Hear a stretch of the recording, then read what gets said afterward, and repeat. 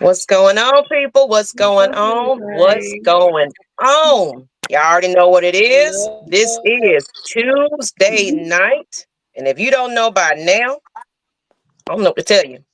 But we the Lady Birds of AFN. How y'all doing? How y'all doing, ladies? We're doing great. We're doing That's great. Good. Mighty fine. feel like a bye week, don't it? Just a little mini bye. Yeah. Over here winning and taking care of business. Yeah. While the South is crumbling, just saying. And then of course, I put the invite out for some Panthers lady fans, but so many people were referred, but they were a little scared. Just a little scared. They're little kitty cats. That's okay. That's okay. That's okay. That's okay. By the way, let's go ahead and get a shout out to the folks in the chat. Then we're going to introduce who we are on this panel. What's up, Derek Hughes? Hello, my sisters of the flock. How you doing? King Trey Wade said, what's going on, ladies, in the AFN family? Brian Peoples, D Coleman. I said DC Coleman. D Coleman, what's going on? Salute to you. Brian Peoples, B Peeps. Hello, ladies. Lady Birds, what's up? Reggie 2K. Kelvin O'Connor, y'all in here already. Good evening, ladies, and everyone else. The AFN family, Ghost Peppers, how you doing? Right. As well as ATL Leo, hi, Lady Birds. Thank you. Thank you for guys for tuning in. But before we go ahead and get into our topics, and look, it's still open now.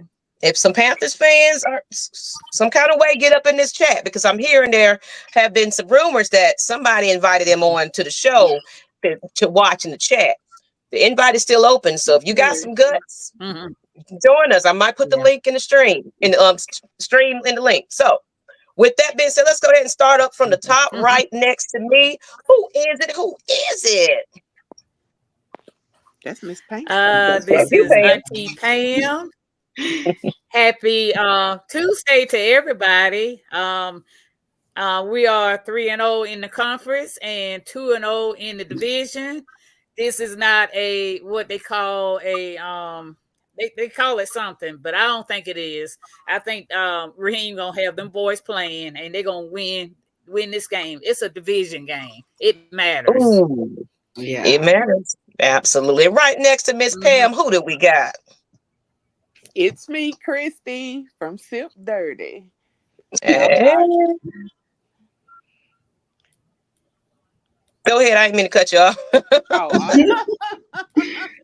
I'm still riding high from these wins. One of the things that the Saints kept saying last night and the day before was that, we got these next 10 days and this uphill banner. And I made sure that I typed in, hey, we've done 10 days. 1, 2 out of 3. Tell us about it. Rise up. Rise up. That right. Right underneath Miss Christy. Who we got over there with that beautiful hat on in that background? You already know it's your girl Whitney J from the A Ready to Slay. We are 3-2, and the Panthers, we are coming for you. And I got some ruffle feathers from this week from this game, but I'm gonna get to that a little later because the talents are out. I'm disappointed this week. Ooh, and I actually got you a segment now. It's a banner created just for you, ruffling your feathers. See, I remember that. You don't heard it from a Lady Birds of AFN, Miss Wit. When her feathers are ruffled, y'all gotta hear it. Okay? Because look, one thing about us Lady Birds, we love a win, but we're gonna point out some things that need to be addressed. And right next to Miss Wit, we missed your last show. Come on, Miss Lady. Who is it? Let us know who you are. I'm Asia from the A, and I'm repping this team because we're going to get there to the fullest, and we're swiping out all these teams in the division, and we are going to tackle those Panthers, those kitty cats down. That's right. All right. And everybody that's in the chat, what's up? J Rome in the house. Jamie, how do you what's that? Where y'all hiding?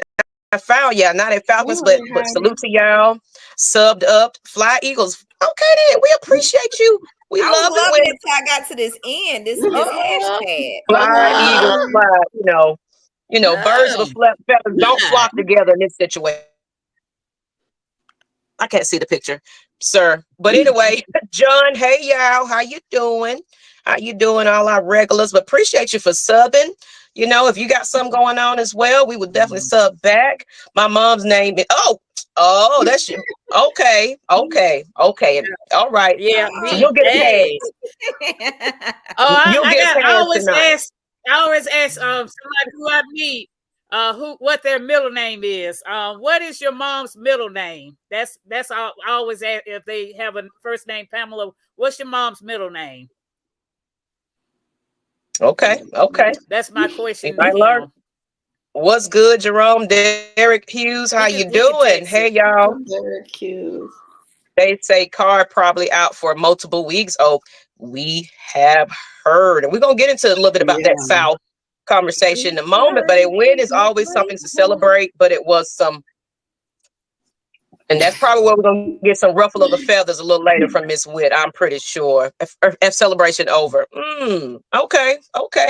Well, let's go ahead and get right into it. You know, of course, we got right following us. We do have Ty, you know, his Let's Talk About it on the Atlanta Falcons Nation channel.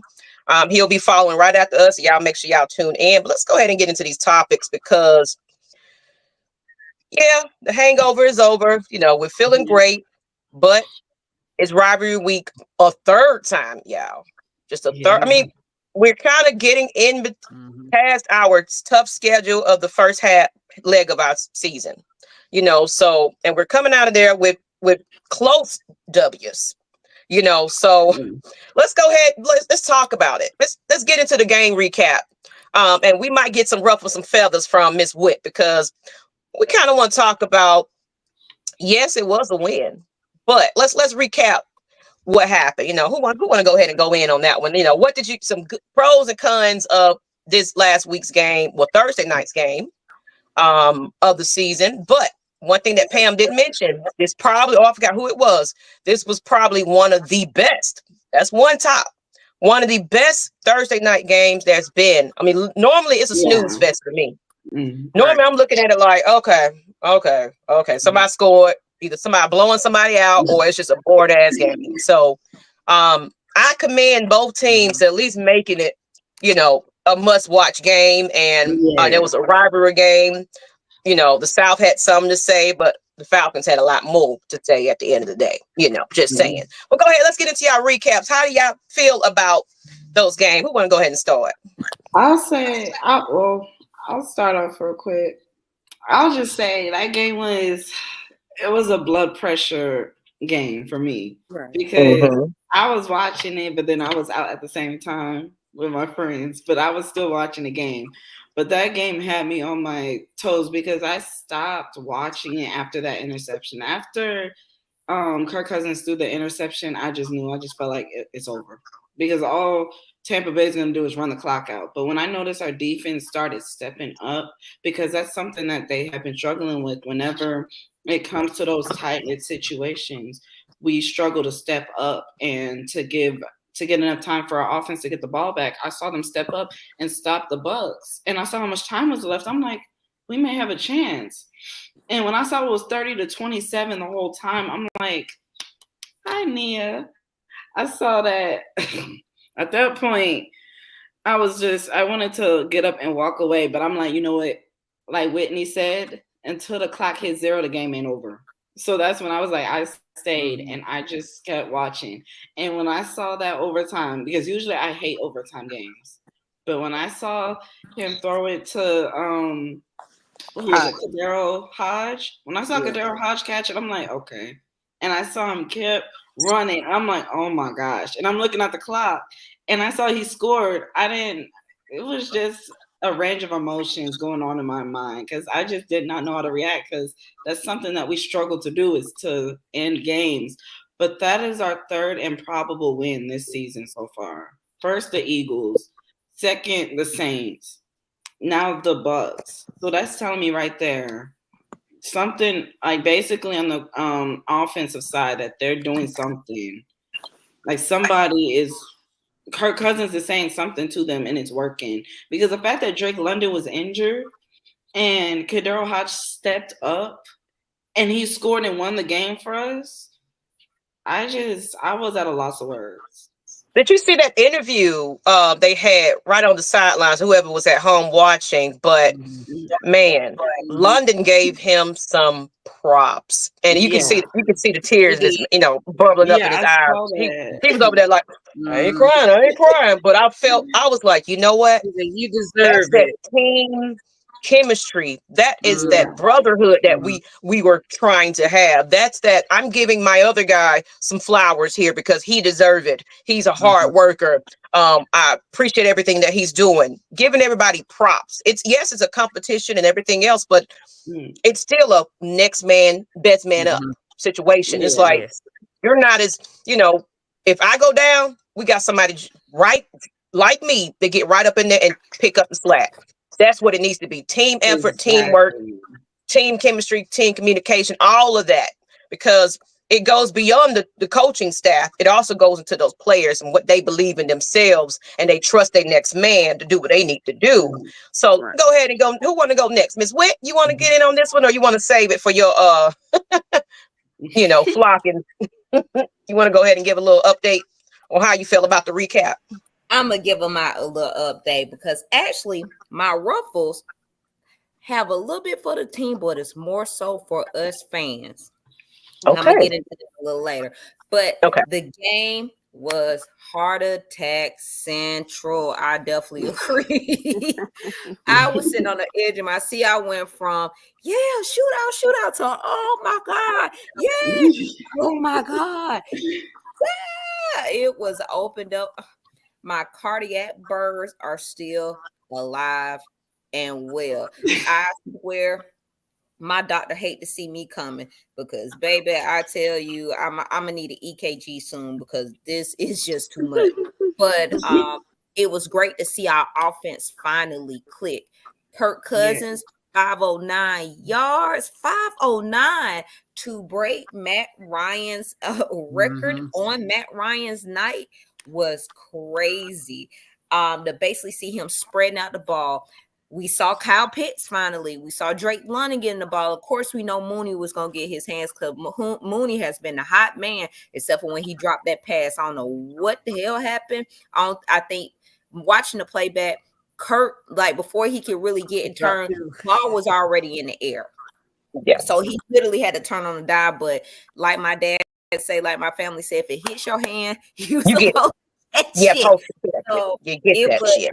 Other than that, I'm a little disappointed when it comes to the run game situation. But again, we are missing some integral pieces. We are missing Dowman, who is our integral center. So again, I believe they can work on that. But we see that Kirk Cousins still has an arm. So it was great to see, to know he's present. Yes. You can hear me? I can hear you. Yeah, okay, that might be you. That might be you, Pam. I think he was going out a little bit, but we can hear it. Oh, okay. So it was just it's just amazing to see that this is the offense that we've been waiting for. This is what been talked about. This is what Raheem. This is what Terry. This is what they've been in the kitchen cooking, and we're finally seeing the defense. I don't know what they was on that first half. I don't know if they didn't get their ice bath or what the hell was going on during them couple of days between the Saints and the Bucks. But that first half with no. You're right. No, you're right. No, sir. It was, but the second half, Jesse Bates, you are worth every dime we gave you, sir. You are worth every dime. Simmons, a lot of them are still working. Shout out to John Abraham. He dropped some great dimes yesterday with Maggie T and the rest of the game. It was a great interview. Make sure y'all go click the link and check it back out with them yesterday, because he actually said some stuff when it came to the defense that I actually agree with when it comes to Judon coming from a different way, having Grady Jarrett, having a defensive line give different looks and be able to have that defense look at a different scheme. So I love that. So go check that out, people, from yesterday. It was a great interview with the great John Abraham. But the defense, they pulled their together. They was able to get some stops. They was able to get it done. I hear all those Bucs fans complain about they didn't call the face man. Do you know how it feels to lose the Super Bowl off a non-call? Do you know how it feels to lose a game because your defense put a stop and it was a sack and they called a personal foul, roughing the passer. So I do not want to hear about y'all not getting no calls. I don't want to hear that about y'all not getting no calls because we lost plenty of games without getting no calls. So y'all can keep that to the left. Special teams, cool. I was about to come with a butcher's knife for your foot, but you corrected yourself. So I was happy about that. It is a W. We heading on way to Carolina, the battle of 85, and we're gonna see where it go. I'm gonna stop running my mouth because my feathers are starting to get we waiting on it. We're gonna wait on that segment. I'm ready to hear it. But Miss Christie, go ahead and tell us how you feel about that recap. Let us know how you're feeling. Just a repeat of what everybody else is saying. We got to do something about that first half. Why can't we just, score up just like we do in the second half? It's because it may not always be as fruitful as what we've been seeing, and somebody's going to monopolize on that. And so it's one of those things that, man, it keeps us on the edge of our seat like an intense movie. But man, do we always have to do that every single game? It's sort of hard, and I don't want to seem like an ungrateful fan after the last 3 years we've gone through, but it's very exciting. It's been a great week. Praying that we have another great week after this, and it's just one of those things I'm piggyback on it. Oh, Ms Maggie, a couple of weeks ago I asked you a specific question that if we won all three of can I do the That's right. That's right. Can we have a Christie mad moment? Nyght rant? Yes, ma'am. You sure can. Panthers, that will be yes, you can. Go ahead. Okay. So there we go. So we win this game. Y'all heard it here first. We're gonna let her just go take the gloves off and go in. Look, remind me again. I remember you asked me that. So let's do it, y'all. I can't wait either. My mom's middle name is Ann. Sorry, I missed your question. I was busy. Okay. So Ann, we're gonna get to some of y'all questions as well. And Miss Pam, since we talking about middle names, tell us your recap because you was right there, front row and center. Child. Basically, it was I would say would probably been the second best Thursday night game I attended. Of course, the first Thursday night game was against Tampa Bay, and it was when Devin Hester broke Deion Sanders' record for the punt return for a touchdown. That was the very first game I went to, and then this game right here, this happened to be the best Thursday night game I ever witnessed, I would say. Shout out to Mr. Bijan Robinson. Even though he wasn't he got some run. I can see he trying to get some, broke loose. But I think his coming out party gonna be in that next game, the Panthers. I think that's when he's gonna break loose. But shout out to him. He was blocking. He picked up block, gave Kurt time to throw passes and everything else. So, and then he was a decoy and left it open for other wide receivers to get their, get the pass and get some yards. So he did his job as a running back, and shout out to him. He was the selfless player in this game. So that's all I got to say. Okay. I love it. And I agree with that one. And something right here that we're going to talk about a little bit, but we're going to get into some things that we need to improve on. And there's a lot of it is that we got to keep improving every week if we want to be legit contenders at the end of the season. Winning with being near the bottom in some major categories isn't going to cut it for long-term success. And you're absolutely right. And then of course, Brian, people said the game right there is, I think is Kirko is starting to win over the fans now, but we're going to get into a little bit of things that we need to improve on because yes, a win is a win. That's what we want. But these tight, close fourth quarter, Ooh, let me put my, my horseshoes and all this, do all your lucky dance, whatever you're doing. Wear your favorite jersey just to win it. We don't, we can't have these games like that. We're going to keep going into this season and everything else like that. Kirk Cuzzo and, Young Wei is putting everything on their backs, and that shouldn't be the case. So let's go ahead and get into the next portion of our topic here. So we kind of recap the game. Speaking of Kirk Cousins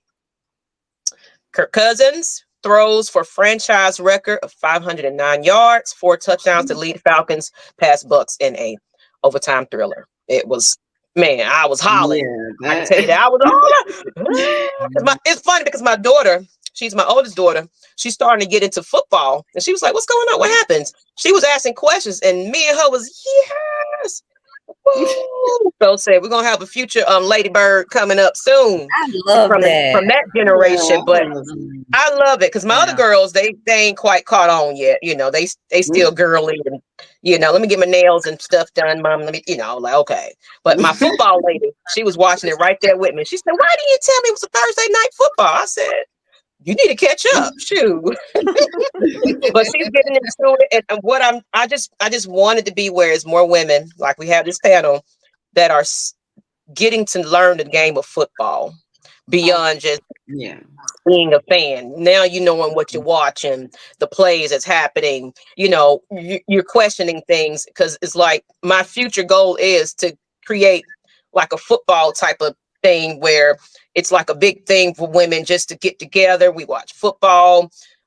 We watch plays together. We do film studies and things like that to kind of encourage us women to get it into a little bit more because ladies are starting to take over in the sports industry. Miss Asia, she's going to school for things like that. So it's going to branch out, and what Chrissy said last week, you don't see this that often, that many women doing this, a full panel of ladies. So that's important to me. But anyway, let's get back into Kirk Cousins getting his, franchise record. That shocked me because he overcame Matt Ryan on Matt Ryan's night. And that's what had me laughing because I'm like, y'all celebrating Matt Ryan.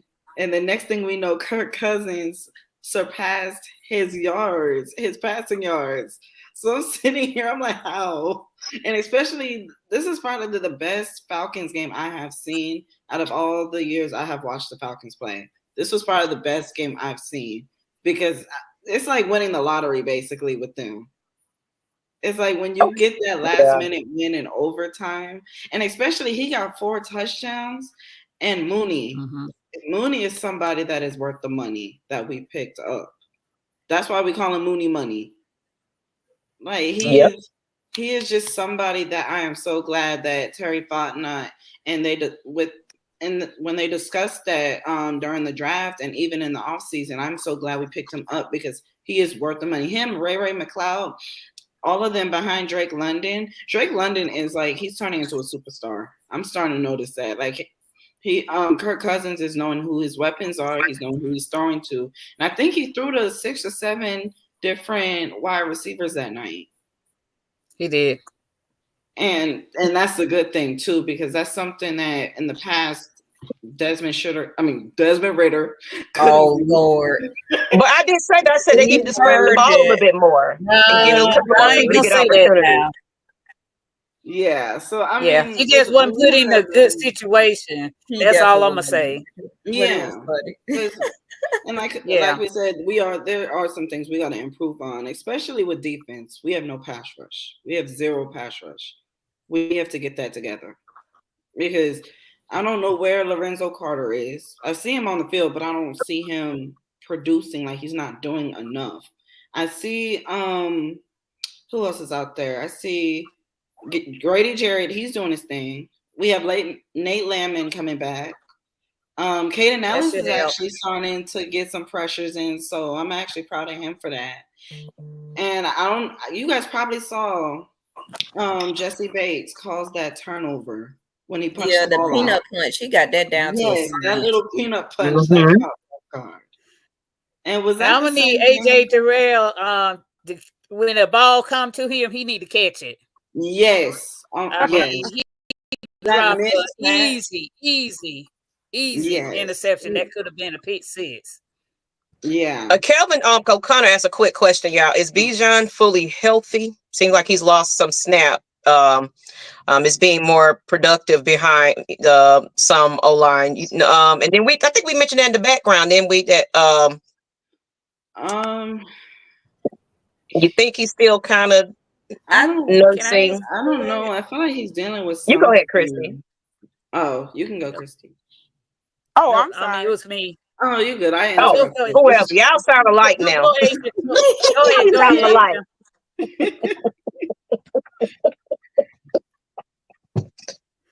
You can go ahead, Asia. Huh? Oh, I was You going to let y'all talk. I already said my piece. You guys can talk. Go ahead, Miss Pam. You want to go, Christy? I was listening. That wasn't me. I don't know who that was. That was Pam. Oh, okay. My bad. Okay. Here's my opinion. I think the defense coordinator got a game plan of stopping our run, and that's why started throwing the ball more because he couldn't get the running game going, and that's what that's the main reason. I think they stacking the line up to prevent us from getting our running game started, in which it forced him to throw the passes. So that's why I said next week game is gonna be his coming out party. I agree. But that's my reason why he's not getting through and all that. Is the defensive coordinators on the opposing team has a game plan of stopping him and then stopping Algier, of course. I mean, because it's obvious. Of course, they're used to seeing it go to him. So it's like, we got to change, and that's what we're gonna think. We're gonna go into some things that we need to improve on. So we'll talk a little bit more deeper about that. What needs to happen here? But someone said they're waiting on that rant that Miss Christy go give us. So we need to win, y'all. We need to win. He says, "Go with that third down offense, number 20." Oh yeah. Oh wow. The defense number 30 at the top on both. Yeah. So we're going to talk about a little bit of what we need to improve on, one game at a time, 1 week at a time. That's right, Derek Hughes. Mike, he excited about that run coming.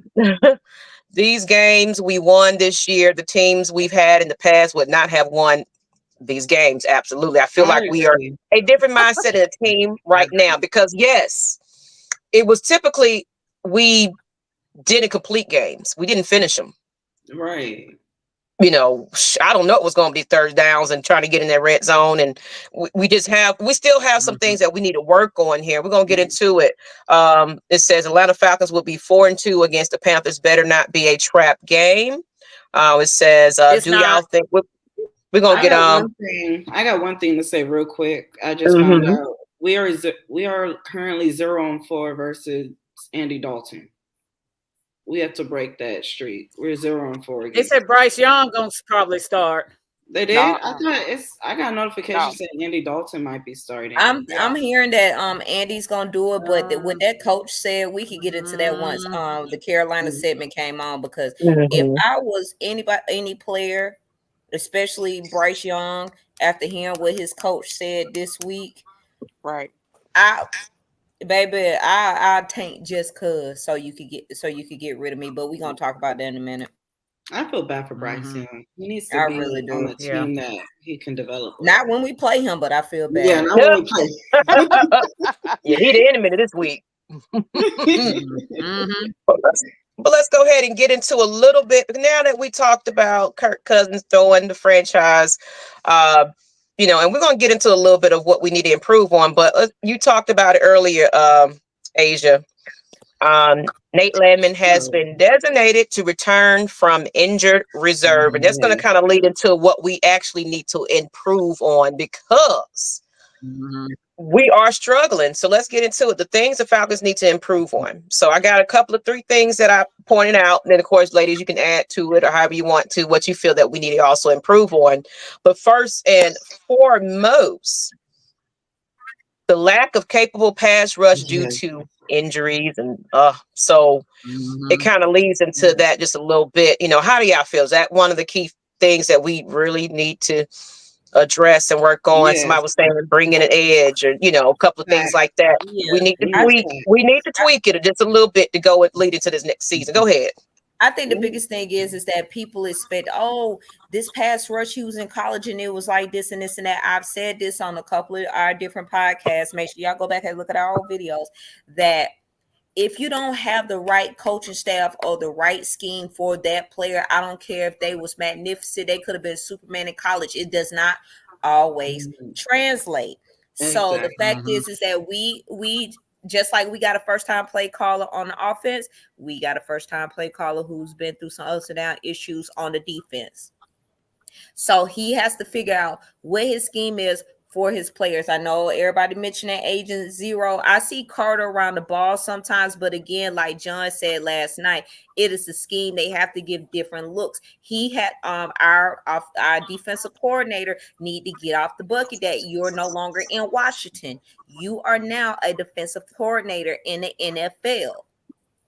You are in the NFL now. Stop giving these BS ass looks. You have adjustments. We see it in the second half, but it needs to be complete. But the one thing I can hang my hat on is that even though we're not getting a whole bunch of sacks, we are pressuring a lot better than we've done in past seasons. Has it equal sacks? Not just yet, but we are pressuring. So I could give that little two finger clap for that. But I think with Troy getting hurt again, then you have Nyght Ness coming back. I know we used to joke all the time, me and my friends, about saying they need to do something with strength and conditioning because it seems like always players hurt. Let me find some wood. Knock on wood. So, but they're overrunning they're overrunning tackles when they're behind the line of scrimmage. I don't know what it is, but it needs to connect. They're getting there, but maybe people are trying to say it's not more so the injuries, but more so that we're now in the system of having mobile quarterbacks, and we're not getting those people who can actually catch up to these guys. It's a different things we can look at. I agree. And Jerome, before I want to go to the next one, kind of go into this question too, if y'all want to add it to y'all conversation. But what do you think about Devin White? I heard about that. I don't know why the Eagles released him, because I'm sorry, where you're hiding. I'm gonna get onto your team about this. I still love you at the end of the day, but they would he be a locker room cancer? With them releasing Devin White, they still have Jalen Carter and they still have Jordan Davis, but you releasing Devin White, that was a bad move, because Devin White did good with Tampa Bay. So I don't know why Nick Sirianni decided, I don't know who decided to release Devin White, but he should have never been released. I don't know what the reason was behind that, but he's a pro bowler. Or he's a pro bowler, I'm sorry. He's a pro bowler. So I don't know what was that reason, because the Eagles, I'm sorry, right now are struggling. I'm a Falcons fan, but for the Eagles, they are struggling right now. Oh, so for him leaving the team, that's gonna hinder the Eagles, especially if they're playing the Browns this coming Sunday. And if they lose to the somebody Browns, in the chat said he's been injured, so that's probably the reason why they released him. They could have put him on IR. Yeah, Brian People says he's been injured. They couldn't put him on IR. I don't know why the prime factor why they release him. Gotcha. Do y'all think he will be a locker room cancer though? We decide. We went with for him. He used to be with the Bucks. I don't like. I mean, it just all depends. And he's a LSU guy, so I don't think he would be. But I'm agreeing with Brian People. He probably was injured. Is the reason they released him. Okay. Yeah, I didn't know about that. I thought they were going to put him on IR at least. I didn't know they were going to fully release him like that. Mm-hmm. I guess that was just a management thing. So, and let's go back into the pass rush. More about, how do y'all feel about that with Pam or Christy? What y'all got on that one? I think with Nate Lehman coming back, that's gonna help with the run stop pretty much, and then that will move Caden Ellis to the edge. So hopefully that will add to the pass rush, because Ellis he's pretty good pass rush, but he had to move inside because Lehman was injured and all that. So with Nate Lehman coming back, he might be moved back to his old position. It'll be interesting to see how fast Landman would come back, because in some of the reports they were just saying that he's returning with I guess with only the stipulation of a 21-day practice period. And if it's been like some of the returns that we've seen, that first game or two, you know, it seems like they're a little stiff, a little scary to move. So he probably will be kind of limited in action when he first kind of come in, just a little bit. Yeah, I agree. And it seems like it'll be more important for the health and strength of a lot of our players that are on IR to come back by the time that we start playing the second half of these divisional games. And I know some people say you shouldn't concentrate so much on divisional games, but that's what gets us to the playoffs. And right now, if you're looking at the number of wins that we have, hey, they were divisional wins. And so I think it'll be very pivotal as each team's IR players on IR return back to the field, that we also consider those that we need to be playing in this second half, that they are fully healthy and ready to return. I'm glad you said that, Christy, because let's look at it from that very first, was the first game, like when they were healthy and was in there, like we was getting a glimpse of what to expect. So them coming back fully and healthy and, you know, limits them so they won't, you know, re-injure themselves. But once we get them back in full action, it's on. It's on. And I want to say this one shout out. There's a lady named Ms Donna who is a Panthers Nation fan, a big fan, and she's a moderator on some of the Panthers sites. So I invited her to come in. So I see she's in the chat representing Panther Nation. So hey, Ms Donna, thank you so much for coming through. Come on through, Miss Donna. And you look, Miss Donna, it's open. I will drop the link for any Panthers fan that want to come on here and talk about when we get to that segment. It's open. It's open. Okay. You don't got to stay on long. You can speak your piece about your team, because boo-hoo, y'all lost. But anyway, you know, so but what Jonah was saying, I don't think we need to get an edge rusher. We have young guys that are improving every week. There will come a turning point where everyone will say, where did that come from? Just maturity, you know. And Miss Pam or Miss Witt, what you got on that one? Did we get into y'all pass rush? Yeah, we did with mine, but I will say that we do have some. We have a good thing with the Falcons where we have found diamonds in the rough. They've mostly been on the offense, but I'm pretty sure we can find some in the defense. I mean, I believe, like Mike is saying in the chat, what's up, Mike? Is that they need time to gel. It's still new. It's a new scheme. It's a new offensive court. I mean, it's a new defensive coordinator. It's a different culture. And besides, we all know Raheem the Dream is a defensive coach anyway. So once they get time, then he got his young boys. You got Bertrand. You got Roop. I mean, it's there. Then you forgot we got our boy from Washington who got hurt in the preseason. Yeah, that's what Bryce. So once he gets back, we'll see what he looks like next year. Hopefully that we're coming off of a new South title and that he'll be ready to go for next year. But it's some talent there. It just is taking time. Just like our offensive line had to take time to get where they are. It's taking time. Our offense picking up. We Okay. Let's go into the next one. We spent time on the pass rush a little bit, but let's talk about what else we're struggling with. So, Atlanta struggling with running the football. 509 yards. says a lot. Yeah. I would say the thing is, when it comes to us running the ball, it's the handoffs. It's like we be handing the ball off behind the line of scrimmage. And that's where defensive players, they can eye that. They can see where Kirk Cousins who he would hand the ball off to, so they know who to get to. So he needs to start doing some run play actions.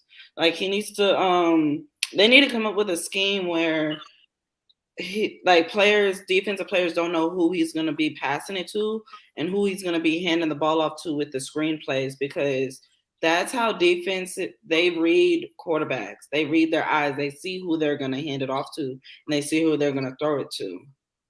That's why we struggle with running the ball, especially when we get into the red zone.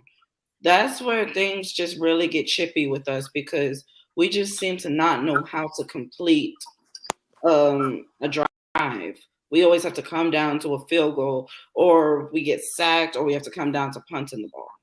So one thing I will say is something that we need to work on is creating some new trick plays, like adding some flavor to the offense, so that the teams, when they won't expect to see this new Falcons team coming their way, especially with the Panthers. The Panthers looked clueless when they played the Bears this past Sunday. So if we can play, they also got injuries on their defensive line too. We're missing Derrick Brown and all that. That's the reason they had success. So that's why I said a lot of people thinking this is a trap game, but it's not a trap game. I think the coaching staff is they're looking at films and they are working, to try to improve. But I think the biggest problem with the offense is you missing Dahlman off that center, and I think once you have those Dahlman back in and the continuity of that run game should improve over time. And this is a young team. You got to realize Kirk Cousins, the only veteran on the team, and that helps when you have a veteran quarterback, because like I said, defenses, the opposing defense, end up having scheme to stop the run, which forced Kirk Cousins to throw, and he finds his groove with the receiver, which is good. Yeah. So it's a process, and I think the running game is gonna, like I said, the running game should improve. I say the Panthers game is when you're gonna see some big improvements on the running game, because like I said, they missing key pieces on their defense. They cannot stop the run.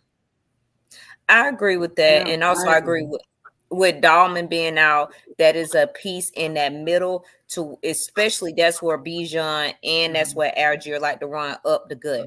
Now, I got two little different points I want to make. First and foremost, I was discussing this with my family because we were just like, what is it that Bijan, what's going on?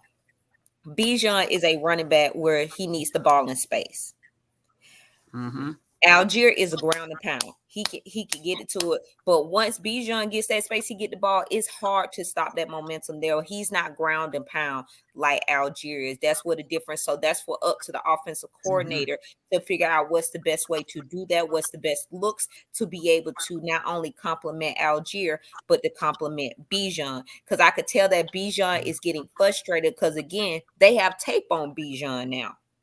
They different things to where it's stopping, and then again with us having a first year play caller, it's still kind of rudimentary of the looks of plays where he's running. Once they get breakouts, the breakouts are there, but it's still easy for the defense to just say, okay, cool. Second point, and this may be a little controversial.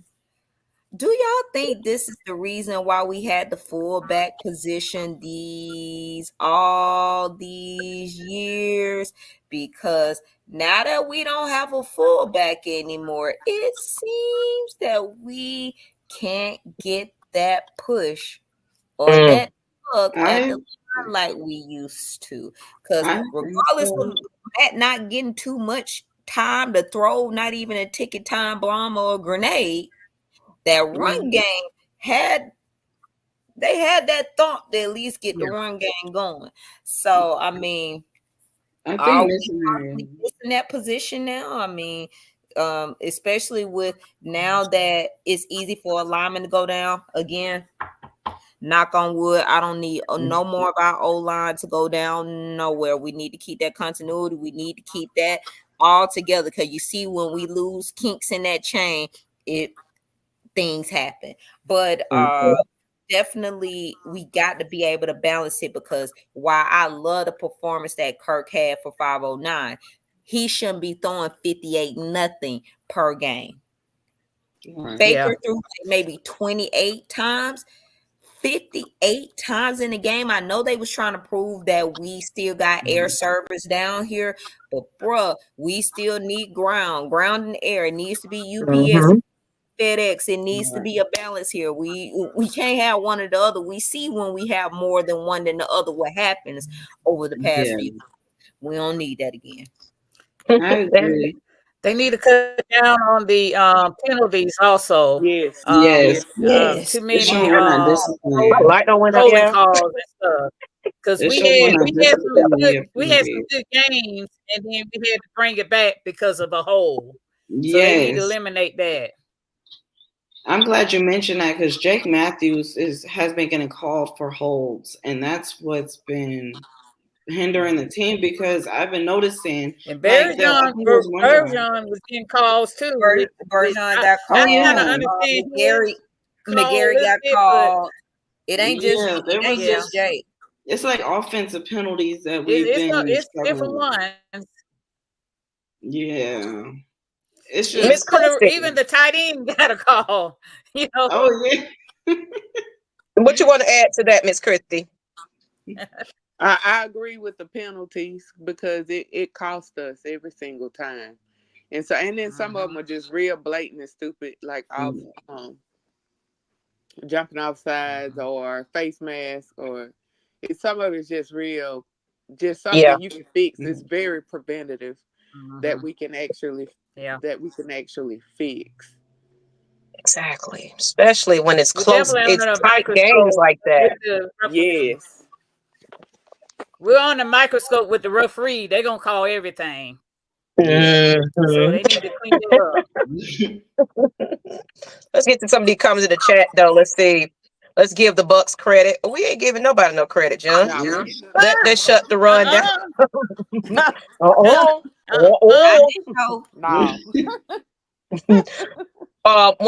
100% with 58 attempts is asinine. He came through, but that ain't sustainable.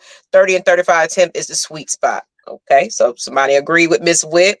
We can't give these refs nothing. They looking for a reason to flag us. Delay of the game was completely on the ref. I agree. They didn't. I agree with that one. That was on the referee there. Yeah. I was upset over that call. Me too. The refs, sometimes they be ruining the game. So 9 out of 10, Jake will always get a holding when B. John has a big game. You're right. I noticed that. You're right. Miss Donna, you know what? Miss Donna. Go ahead and send her that link. Do you want to come on? I'm going to put the link in the chat, because you know what, honey. Yes, you need to talk to her. Come on, you got a lot of mouth there tonight. So, because these other Panthers lady was scared to come on the show. You're gonna show us that you got a lot of stuff to talk about. So I'm gonna bring you on, Hanny. Panthers fans, come on, right there. The door is open. Okay. It said, and we said that last week. I don't know if it was. I think I said that. It said if Kirk spreads the ball around like he did against the Bucks, Carolina is in trouble. And I did say that, and we kind of did see that a little bit more this game. I feel that Kirk is getting his confidence in that. You at work. All I got to say, this ain't gonna be a crap game. Raheem gonna have them boys play. The division is up for grabs right now. We aiming for that south. So let's get into the now we talked about the players though, but it's another thing that we're kind of struggling with here.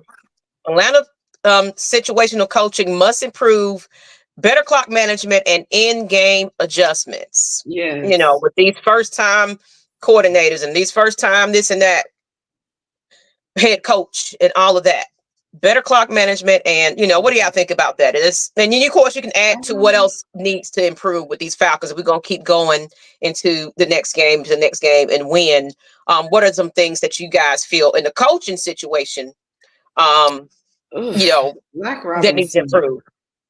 Zach Robinson, he leaves, I don't know, he just gives me sour vibes when it comes down to last minute situations in the game. Like, I think it might have been, I don't know if it was the Saints or the Bucs game, where I think it was the Saints game. I might be wrong. When we ran the ball 3 times. Oh, no, that was the Saints game. I'm sorry. But there's just certain situations where it comes down to, like, we need to get this done. Why are we running the ball when the time is, like, running off the clock, especially if we're running out of timeouts, if we're out of timeouts already? Why are we all of a sudden running the ball? I get that we can run the ball to make the defense tired, but there are times where we need to get the ball down the field. We can't keep playing behind the line of scrimmage because that's just pushing us back and we're not getting to where we need to be, which is to the end zone. So I feel like that's something that Kirk Cousins and him needs to have a discussion about, because I feel like they're not on the same – I don't know if they're just not on the same level or the same page when it comes down to situational coaching. He's a new coordinator also. It's his first time doing it. So that is true. That could be the reason, so. It seems like they were a little bit better with this last game, though, with time management than they were in the previous game. So I think it'll improve over time. Yeah. I want to say this before y'all go on, but I'm going to highlight this person right here. With your eyes peeking and stuff. This is a Aints fan, people. Just letting y'all know he's tuning in, but he don't got no comment all week. He's hush mouth right now. But Jerome looking right now. Just saying, the Falcons looking good, so he over here peeking in the enemy's territory, trying to see what we got going on. What's going on, Rocky? But seriously, that's one of my I follow a lot of the Aints fans, and I just I appreciate them. They're like, it's always been love and everything else. But of course, you over here checking us out. We appreciate you. Go ahead and subscribe. You know what I'm saying? Come on over. You can come on the show when we play y'all again. You are more than welcome. But shout out to Rocky. But seriously though, I agree that coaching does have to improve, but and like I was saying, we really can't rely on it just being Kirk and Young Wei, pulling everybody on the shoulders and winning this game. We keep continuing to do that. I think once we do get this pass rush going and things like that, and we get a little bit more healthier, and I see every little glimpse of improvement every game, though. So I feel that we can definitely get better. We are facing our toughest battles in the beginning, but we can't lay up and think, okay, once we get past this portion, you can't let up. You got to keep going, because now you got people that are talking about, like, what's going on with them over there. At first, they didn't know what to expect. They didn't know what team that was going to get on this field. So it was one of those, I don't know what's coming at us. We don't know what team the Falcons are going to beat. But then when we got into it, you started getting a little bit more predictable again. It's like, okay, we already know who he's going to. We already know what to expect here. We already, teams are starting to watch our film and figure us out and know who to block and things like that. So we got to do better. And one thing about that in coaching. So what y'all say about that? Let me see who else is in the chat saying some things. The Pantherette is back. The Pantherette. That's what I'm gonna start calling. Another thing I noticed that the opposing offense not doing, they're not going deep on us. We got 2 shutdown safeties is the reason why they're not going deep. Right. They're getting scared. So that's another thing I agree with that. And they really not throwing, other than a couple of the little instances where AJ got burnt like toast, they're not throwing the AJ side of the field. Like, to really be honest, they're shooting towards Clark in that other side, but they're not testing AJ like that. So I could give AJ that they're not testing him like that. But they do. Mike Hughes has done an excellent job in there, y'all. Hughes has done a way better job. He's done a good job. Yes. It's like the Carolina Panthers. We got a couple more Panthers fans. You know what? All right. If you are in this chat and you are, as a matter of fact, you don't even got to be a Panthers fan. If you are a Saints fan and you want to get here and you want to talk a little bit, come on and join the show tonight. The link is in the chat. We want to hear from you. We're going to do something special today because there ain't no game tonight and no debates and nothing like that. So we got a little time to have a little conversation here. I just feel it. My homegirl says she'll be back when we have Hate Week Part 2. When we in the toilet bowl. So she'll be back then. Okay. I may have a. I hope Carolina play the. Oh, you know what, Big Male too. Go sit down somewhere. Go sit down. Do y'all think? I have a question though. Do y'all feel like we can? What do y'all feel like we need to do in order to beat the Panthers? Because I know they've been struggling. What's something we need to do more of? Show up. Show no mercy. Yeah. Show no mercy. That part. Have that same game plan they had in the when they played the Saints and the Tampa Bay. Yeah. And even the Eagles. Bring that on. Bring that energy on. Because for some odd reason we love to play spoilers for each other. And we don't want that issue. I'm about to say, I don't care how bad we feel bad for Bryce Young, Lee Thompson Young. I love anybody young. The underdog. We don't feel bad this week. We need a. But now they talking about they giving us a 5.5. What a 5.5? You know, percentage. Yeah, I'm like, don't give us that. We don't need none of that. We don't need none of it because y'all don't believe in those Panthers. Y'all don't believe in us now, so don't do nothing. It's not a trap game. We don't need all that. Well, I saw today that the Panthers was bringing in somebody off their practice squad, and then bringing in a new player. So hopefully that may help their defense. But I pray that their defense plays like they did with Chicago Bears, because they let Caleb Williams sit in the pocket in a reclining chair. And just took his time throwing. And if you let Kurt sit in the pocket that long, do you know how many records he gonna be swag surfing all over y'all? He gonna break the Thursday night record, y'all, if that happens. And if we beat them Panthers, we need to be swag surfing right there on the field. Just, everybody that done showed up, Pam, I need to see you out there two-stepping and everything. You need to be doing it. Fans can do it, but I want them. I need to hang out with Karina and see. She gonna probably doing a little splash reference. This is the game we flex our muscles. Go ahead, Whit. I do agree this is the game we flex our muscles, but I also don't want us to get cocky because any team can also win with anybody in different circumstances. So I do want because you can, you don't think your shit don't stink, and you get in there with the big nose and like, oh, we got this. Then you get out there and blow it. We don't need that either. Going to this game just like every other game. Because they're looking at our tapes. They're looking at the tapes, so they're seeing what we're producing out there on the field. So they're gonna know what to come in with. Nobody tapping us though. Go Pack, go! All right, Packers fan. Okay, Mia. All right, let's see how y'all do. I still say Bijan gonna have a big game, y'all. I still say that. I said this is his breakout game right here. I think Bijan was gonna have that, but Asia, I do gotta disagree with you. Just for you, Nap Green, that was the best game we ever had. Our last game in the Georgia Dome and the NFC Championship, and that was whooping. Oh yes, I do remember that NFC Championship. That was the best all three phases game I've seen as a Falcons fan, where we put our foots on their neck and we did not let up. That was the best game. Now I give this game as the best Thursday night game ever. That I was thoroughly entertained. It was a great.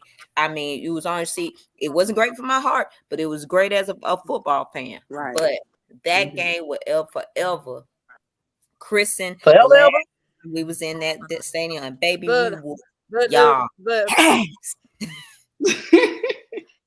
Getting I know back that. to that game, the last game in the Georgia Dome, the reason we had that last game in the Georgia Dome was Dallas Cowboy couldn't seal the deal with the Green Bay Packer. Is the reason why we had the game, because if they had won, we'd have went to Dallas and played Dallas. Well, thank you, Dallas being Cowboy, for giving us that opportunity to have that Like they always be. game. Dallas I always noticed beat something Dallas. too. I have noticed something. It's funny how the Saints, after they lost to the Eagles, they've lost their last 3 previous games. They started 2-0. You guys remember that? Ever since they lost to the Eagles, y'all noticed that they lost to us. Who else did they lose to? They lost to Philly, us, and the Chiefs. You guys remember how everybody was saying, oh, the Saints are going to be unstoppable this year and that they're going to take over the NFC South, but look at where they are now. They went from first to third within a matter of 3 weeks. Did they lose to the Eagles? I thought they beat the Eagles. They lost to the Eagles. I thought they beat the Eagles. They did beat the Eagles beat them at the last minute by, I think, a field goal or something like that. Yeah. Look it up. Yeah. Am I right? Because they lost 3 games. Nah, I think they beat the Eagles because the Eagles has been on I think they beat the Eagles. Let me see. Because they came in with the attitude that they were gonna beat us. Correct. Now the Eagles. They lost to the Eagles. They lost to the Eagles. Eagles. Okay. They lost.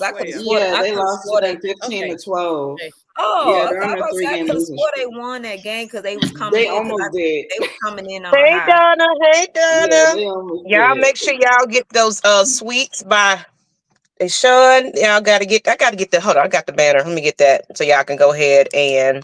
You know, actually, it's a perfect, advertisement moment right here.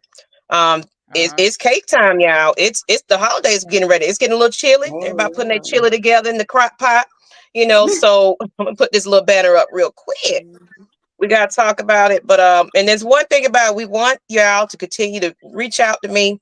We are always advertising businesses. Don't feel like you can't reach out to us. If you got something going on and you want to advertise, hit me up, man. I'm telling you, this is what we do. But we want to get to, while we pull up that banner real quick, we want to get to her ruffling the feathers just a little bit. Is it that time? Is it that time for that? Okay. It's that time before we get to the Panthers. Now, it's always exciting to get a W. The excitement of the game, and especially when it's a home field game. What ruffled my feathers for this game is the fact is when Kirk threw that interception, y'all asses got up out y'all paid seats and left Mercedes-Benz Stadium and had the nerve, the gall, to try to bum rush to get back in the stadium, up the stands, when we went into overtime. Now, as a person who gets salty every year because I can't afford them season tickets, them PLs, Whitney ain't on that pay scale yet. Yeah, we mamas, we struggling mamas right now. We struggling mamas. Y'all attend these games. Sit your asses in them seats. Get cheap hot dogs and a drink that Arthur Blanken perfectly priced. I enjoyed every moment of that. Up, not knowing that Kirk handles business in a 2-minute offense. I cannot believe that I looked up when Koo kicked that beautiful field goal to get us in. All the red seats. And I saw empty ass seats. Didn't Abraham say something about that though? He said he was looking at the. Wait, hold on. Are those people or seats? Turned out it was seats. How embarrassing that was. I said, And these niggas had the nerve to be outside after we won the game. Oh yeah, it was a pep rally then. A whole pep rally. It was a pep rally then. But I know what section you were in. But they made sure they stepped out that goddamn door before it hit quadruple zero. Now, I'm gonna need y'all fair weather fans to pick a struggle. Right. Either y'all gonna stay to the end of the game. I know it was Thursday, but you chose to attend the game. That's your problem. You stick with it. But again, fair weather fans, if you're not going to stay in them seats, unless it's a dire emergency where your mama, your granny, your anybody else is having a dire emergency, don't get up. Don't get up. Or give your tickets to a deserving fan like me who is going to stay to make sure my team win, lose, or draw. Because I hate the fact is that our legends and old Falcons players go on podcasts, not including ours, other podcasts and other things to say we are the worst city when it comes to fans. And we're not. We're not. And we're not. The fact is that I seen a whole bunch of TikToks of people rushing back into the stadium. I saw that. I said, that was too funny. Yeah, like, it was so embarrassing. We always hear about the fans. We got to deserve it. Baby, y'all didn't deserve them tickets. I deserve that ticket. Maggie deserred that ticket. That's what I'm saying. Them tickets. Now donate to the Cash App so we can get us some tickets. I swear. I mean, I definitely enjoyed my seat that Thursday night. Oh yeah, damn, she don't leave until the fat lady has sung. Damn, don't go nowhere. I mean, it wouldn't even. I mean, it was still like a minute and some change still on the clock. Now I see if it was like 2 seconds, 3 seconds, I even give you 30 seconds. But the fact is that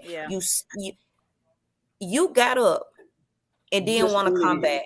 And then you won't have the nerve to be celebrated. Oh, Kirk this and this and then blah, blah, blah. But how would you know you didn't see it? So little faith, I tell you. People ain't found out. So little faith. Facebook told. I mean, they was cursing. People were dragging on TikTok. Then all of a sudden they had to take the post down, which I screenshotted a few of them and sent it back to them.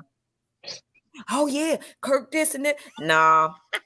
You keep that same energy. But I think it's PTSD. I think it's PTSD. It's like we don't believe that we finish games in Atlanta. I think they're like, oh yeah, this over with. We saw that interception. It's over with. It's done deal. They trying to beat the traffic, like John just said. Yeah, it's like that's what John said. Newsflash: traffic is just as bad.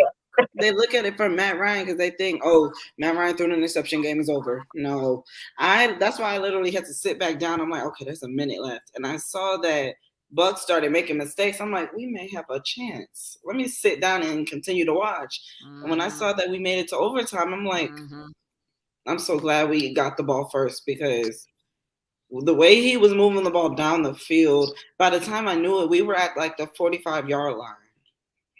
By the time we saw it, I'm like, okay, this is our chance. And we're 1st and 10. We still have time. So the minute he gave it to Kadero Hodge. At first, I didn't know who got the touchdown because everybody was rushing the field. And I couldn't even tell who got the touchdown until I saw the last name. I'm like, oh, it was Hodge. Somebody who barely had any play time that night. And he got the game-winning score for us. Yeah, he was so humble. Yeah, he is. I want to throw this advertisement moment real quick. Go ahead. Okay. The game that I went to when what's the name dropped that pass and Kurt had a minute and something left. I ain't never seen a stadium so quiet. They were noisy and rowdy. But then when Kurt moved down the field, they didn't say a word. I was surprised. I was like, oh, well done. They got all quiet. Why they all got quiet? And then when they scored the touchdown, you couldn't hear a pin drop in that stadium. They was just shocked over the whole thing, what had happened. So my advice, just don't leave. Just watch the game to the end. And just so happened that Thursday night was a classic. Yes, I'm gonna keep watching that game. That's all I got to say. Replay. And I wanted to give tweets by just Sean. He was his wife said hello, Jerome. Y'all see him in the chat and everything. Y'all make sure follow them seriously. She makes her cakes from scratch, y'all. Y'all looking for that, slap your mama type of cakes and bacon and goods. You got to check her out. Y'all got to start getting your order in, because we got pumpkin pies. We got, we got the holidays coming up. Make sure you get those cakes. If you ain't a cook and somebody said you got to bring some cake, don't bring that store-bought stuff in there. Make sure you get y'all some cake that's going to be good. I'm telling y'all. So Sweets by Deshawn's, y'all follow them. Let them know that the Ladybird sent y'all over there. Definitely. But let's get into it, y'all. This is the last little bit of it. We getting ready to get up out of here, but it's rivalry week, people. Right. And I mean, for three times the charm, y'all. We got to get in here and do what we need to do. But we got one more game that we got to take care of after we don't heard some ruffling of some feathers. Let's get right to this hate week. Since the Panthers all scared and they got to work and everything else, it's okay. We're going to kick your ass. And y'all probably talking all that red velvet. Oh, yes, they do red velvet cake. I'm telling you, there's some good cake. I'm telling you. Y'all check them out. Let's talk about it. Hate week. I don't know if there's any other team I hate more than the Saints and the Panthers. One thing about it is, it's more for me. It's more of the Aints. The Panthers are like the stepchild. Like I put that picture up there. I was like, they're the stepchild of the of the division. And you literally have a redhead that's the quarterback. Your little brother to me. Your little brother to me. Stepchild. We ain't scared of no Panthers. But we do need to play like they're gonna be. We don't want to underestimate. Because you never want to underestimate your opponents, because that's the same thing. Well, I can't even compare. That's the same thing that the Bengals did with the Ravens. They underestimated them, and then they ended up losing, which messed up my day. Or a more recent one, Alabama did. I still think Raheem gonna have them boys playing. He ain't gonna have them to thinking that this is an easy game. He understands the assignment. He knows that we face these divisions. They're gonna be tough. So we're gonna have it's gonna be tough. And then you gotta think about it. These are our tiebreakers that we already getting. We can keep winning. These are important games later on in the season, not alone just getting the win in the win column. It's pushing us closer and closer to clinching it. And being those contenders, like where we really should have left off at. What you talking about? Where you hiding? You off now? He's talking about me. Now I can watch my lady. Okay. I thought she was gonna come and join us, but that's okay. It's all hate for them. The only thing I remember is we were the ones who spoiled a perfect season for them when Cam and them. So I remember never take the battle of 85 for granted. I never ever do, because we spoil each other's seasons. Like everybody in the South has spoiled each other's seasons one way or another. So I never take it, even though they are the redheaded stepchild. I really, the Saints are that I hate them at my core more so than the Panthers and the Bucks. But I would say on that list, I would say second tier hate. I would think second tier hate. I would actually say that goes more so to the Bucks, only because they attached to Tom Brady, and I can't stand Tom Brady more so than the Carolina Panthers. They had to bring Tom Brady in to win something. Let's just say that.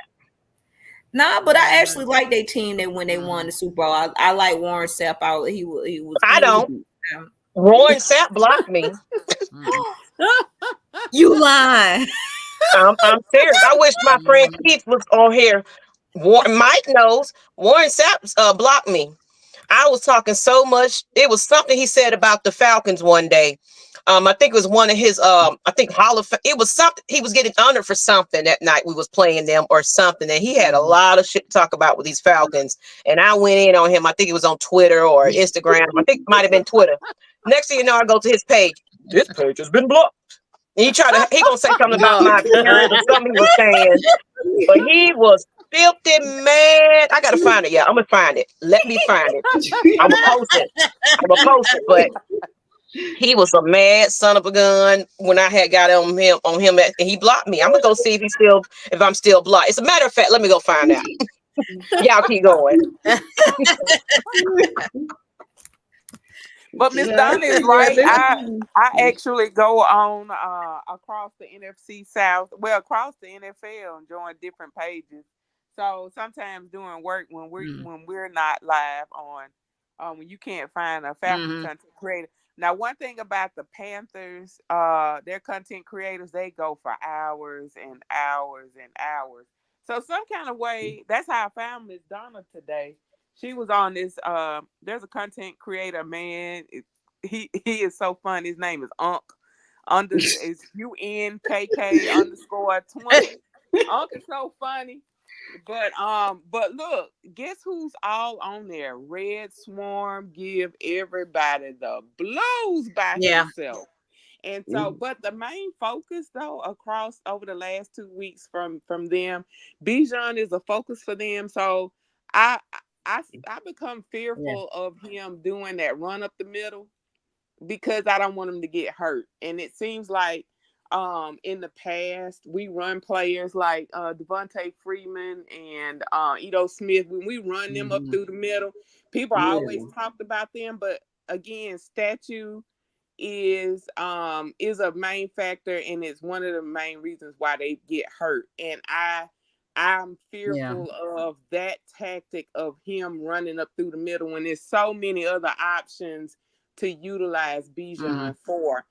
I like when they use him as a distraction, but not when they run him through the middle like that. Because I just think, it's just you got other people you could do that with, and it shouldn't be him. Yeah. But that's one of their main focus. And this evening I saw where they were trying to add where their deficits are, like at center. They're trying to add people. I think it's a little late for it because it is. They have a confidence. I see certain things when you're looking. I always say there's the business of football and then there's football business. And I think that many of the changes that we made, we started administratively. Like when we fired Arthur Smith, and then you saw Arthur Blank make strategic moves at the top, and what their players, their content creators focus on.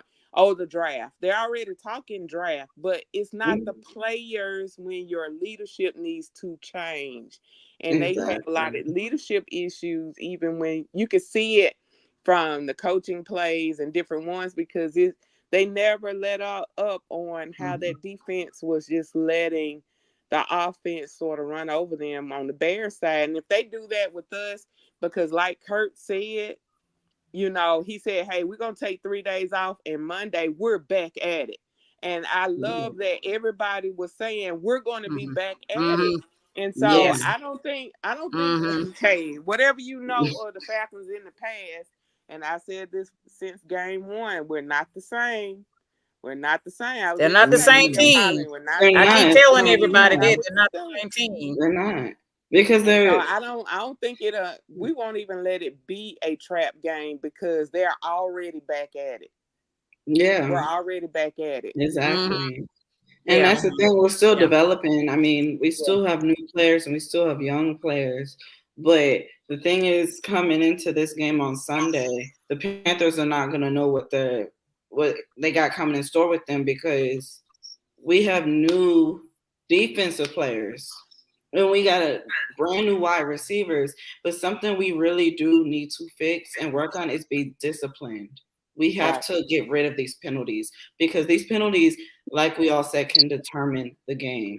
at times, especially when it comes down to because we can play conservative football all we want, but there's times where we play situational football when it comes down to we need to score or else the game is done. That's why you see so many fans, like Whitney was saying earlier. That's why you see Falcons fans getting up and leaving because of that PTSD. Oh, we're going to lose because of this turnover. But so far this year, these past 3 games that we dominated, that we have came back and won, that was all due to Younghoe Koo and Kirk Cousins. We got to stop relying on them. But what we can do now that the defense have won the game. The Philadelphia game, the defense came through. Eagles game was the defense. Yeah, the Philadelphia game was one that they did. Exactly. You know what, y'all? And I want to interrupt y'all real quick. I tried to find the actual picture I talked about where he blocked. I found out it was on Twitter. So I'm going to find that post eventually. I'm going to find it. I'm going to post it. But this is what he told me. If y'all can see it real quick for Warren Sapp. Because everybody said, you must have said something crazy to him. But he was talking a lot of shit about us that year. Here you go. And my friend Keith was like, ooh, here you go. He was talking shit. He was talking shit on Thursday. So let me take some of these fan things up there. So he told me to block him, but he ended up blocking me.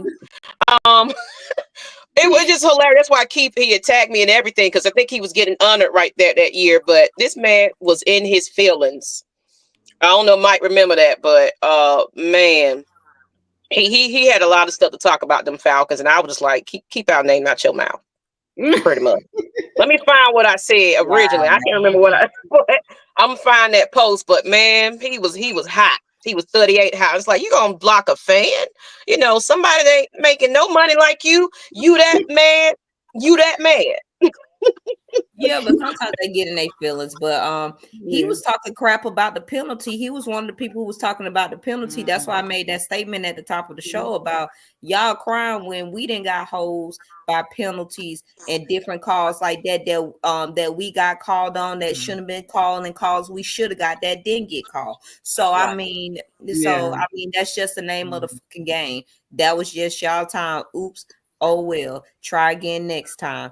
Anywho, with that, maybe I don't know when it comes to the Panthers. All I know is that we definitely need to take the situation they have. It's unfortunate, especially because you never want to see a black quarterback, a young quarterback who's in a bad situation go through that. But you're an enemy today. With that said, the Falcons to take that situation and be able to not only have a decisive game, but show on all three phases dominance. I mean, make them feel like they need to put Sir Purr on the field in order to stop us. That's what type of dominance I want to see, because we may not get a cakewalk the rest of the year when it comes to games, because you never know, God forbid, about what things happen. So take these games as they come. Still respect that these are professional athletes as well. They done they work to get where you are, but still, we are the better team. We are the better suited situation. I don't know what's going on with their ownerships. It is hell and high water in Carolina, but that ain't Atlanta. So have fun with me. I hope we get the W this weekend. I do too. I really think we will. Oh, that's my dad. Oh, hey, Dad. How you doing, Tuning? Hey, Dad. Then I got a few friends that's watching. Shout out to my friend Dwayne. He is a Bears fan, and he came on just to make sure he support me. So shout out to my homie. Yeah, keep supporting these ladies. Seriously, if you are here to support your ladies, please share this out. Definitely. If you want to come on the show and show some support as well, we was trying to open up the ladies. There you go. Shout out to y'all people. Share them out. Yeah, I shared this out to a bunch of people. Good. Shout out to you. Yeah, I appreciate you guys. We love to see new faces in the house. So, You know, we love it. Every bit we can get better and better, and more people watching us and getting the word out. My goal is actually to have John Abraham show up on this show, y'all. We had him on the originators. Oh, okay, Yeah, we're okay. you, Ms Maggie. Y'all did that was great. Papa It Falcon's was in very here. fun. This look he made. Papa Falcon. You said who's in here? Yeah, he's in there. Oh, hey, Papa. Falcons, he's in here. Salute. He always checking in. We appreciate you guys. Definitely. Salute, Man, I love it. All this love here. Everybody's starting to catch on. Hey, Papa, check out last night's episode AFN. We had John Abraham. If you missed it, he was on the show last night. I gotta look at that. Yes, you definitely got to check it out. Y'all, Fly Eagles. Where you hide? You know it. Fly Eagles fly. Go sit down somewhere. Adrian Green said, shout out to you ladies, doing a great job. Keep holding it down. Thanks, Pop. Thanks, Dad. We're excited about this. Thank you. But other than that, y'all, we're probably gonna go ahead and just get this, close this on out, because we do have let's talk about it. Also airing now on Atlanta Falcons Nation. Tune in to Tykel. If y'all want to join him, let us know, let you know, because we definitely just, you know, Atlanta Falcons Nation, we're 24/7, just shows all over the place. Mad Mike Sports, K-Styles. Y'all support the Lady Birds. Continue to support us. Donate. You know, we got Cash App, Atlanta Falcons Nation. Donate. We still have that year-round school educators fund, as well as we take this sometimes. And, you know, like I said, last one of those years of COVID, I was doing gift packages to people, Instacarts to people. And we have a lot of people, you know, flocking over here to, because of the storm. So, you know, all you guys that are, you know, getting these care packages and thinking about them, make sure when you go pick up another pack of tissue, a bottle of water, think about these people that's going to need it. You know, every little bit counts, people. Even if you don't donate to us, donate to them, because they're going to need it the most. Because I heard it was a category 5 at some point. It's going back from 4 and 5. Category 5 yeah, it's category 5 to hit. That's going to be the shout out to Savannah too, y'all. I heard y'all kind of got a little tropical storm warning out there too. And these people were laughing like, oh, we closing schools because of this. But it's people still out of power week later. Serious. Right. Yeah, it's serious. Don't play around with hurricanes. But they said the Tampa Bay Bucks are leaving tomorrow for their game versus the Saints to kind of get out of the storm. I heard about that. And I do for AFN and all the fans that's down there in Florida. I hope you guys are safe.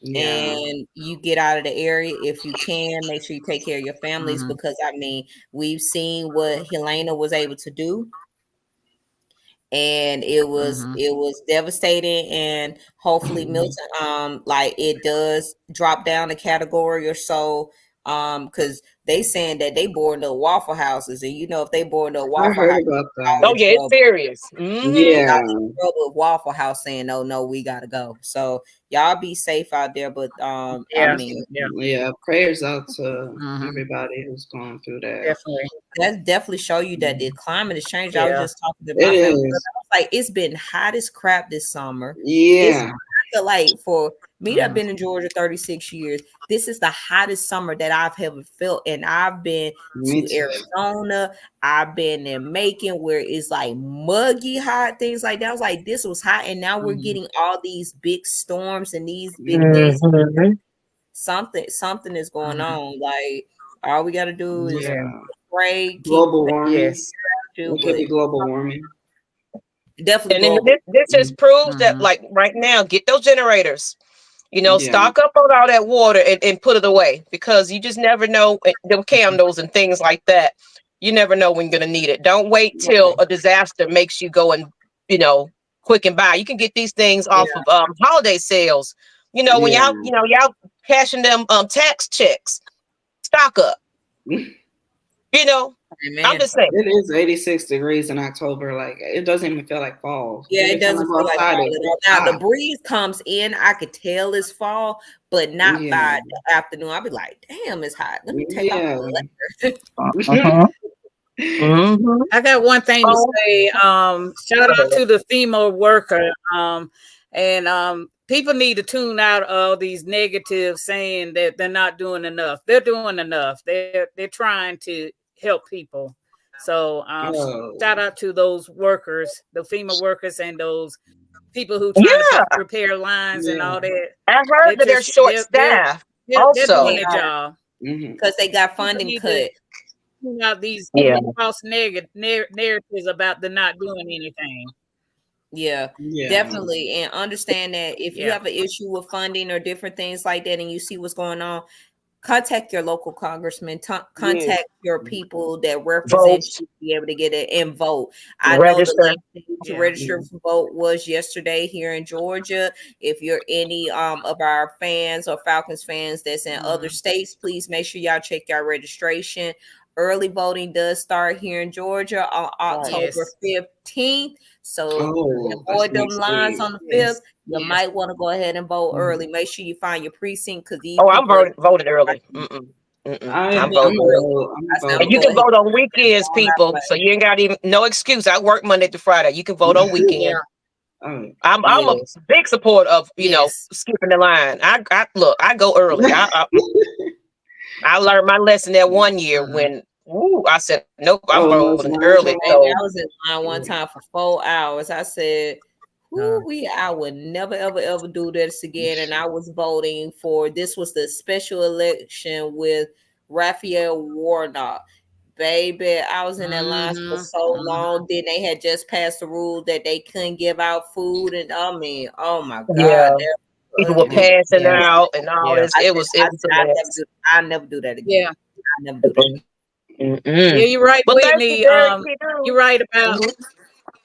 You're definitely right about Whitney. They need to check to make sure they're registered because I know state of Georgia is knocking people out.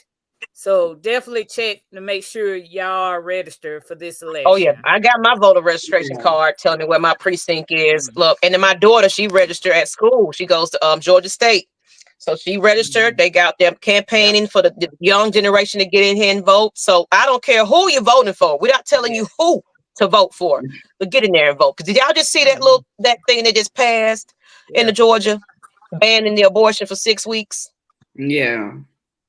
You know, so it's a lot of things that's slipping under y'all nose while y'all worried about P. Diddy and everything else. You need to pay attention to what's going on in your state. You hear me? On that note, people, let's go ahead and get up out of here. Winning a Super Bowl in the Saints' house. How will we feel? We're going to feel hella good. We're going to feel hella good. That will be good show, ladies. Let's all support, like, and share all AFN platforms. Right there. You owe me a cake, Jerome. Y'all owe me a cake. All right, y'all. Hop off of here, real quick. Let me do a shout out. Happy homecoming to my college, the Valley, Fort Valley State University. Happy homecoming this week. And of course, I'm out of high school. I'm gonna let y'all wait on that. But shout out to the Valley and happy homecoming. That's right. That's right. Thank you, Derek. All the shout outs, everything, Cash App, donate, super chats, whatever y'all doing is going to good causes. Seriously, we love you guys, but we got you. Any size flavor, ma'am. Okay, I'm gonna let you know what kind of cake I want. Yes, because I love me some cake. On that note, people, good night. See y'all again next week, Tuesday, 8 p.m. Eastern. Subscribe. Bye.